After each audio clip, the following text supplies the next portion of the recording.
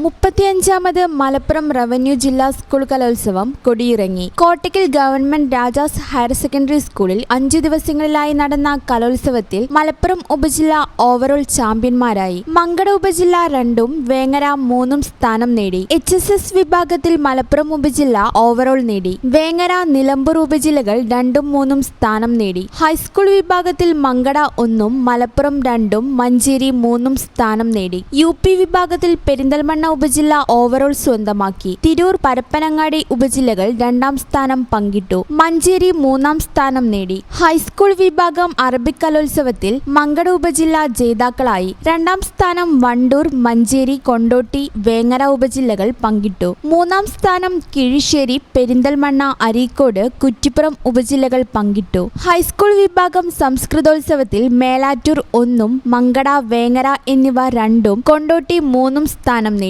UP വിഭാഗം സംസ്കൃതോത്സവത്തിൽ മേലാറ്റൂർ ഉപജില്ല 1ഉം മങ്കട 2ഉം മഞ്ചേരി 3ഉം സ്ഥാനം നേടി.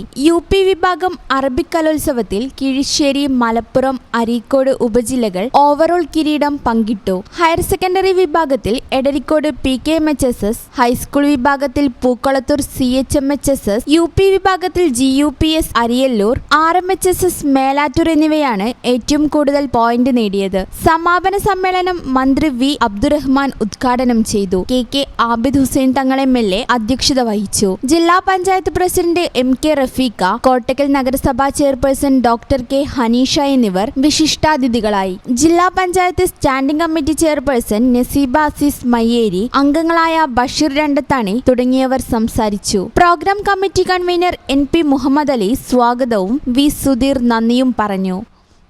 ഈ ചാനൽ ന്യൂസ് കോട്ടക്കൽ. ഞങ്ങളെപ്പറ്റി നിങ്ങൾക്കല്ലേ കൂടുതൽ അറിയുന്നത്? പരിശുദ്ധിയുടെ സുവർണ പാരമ്പര്യം. Hayath golden diamonds, Valanchery.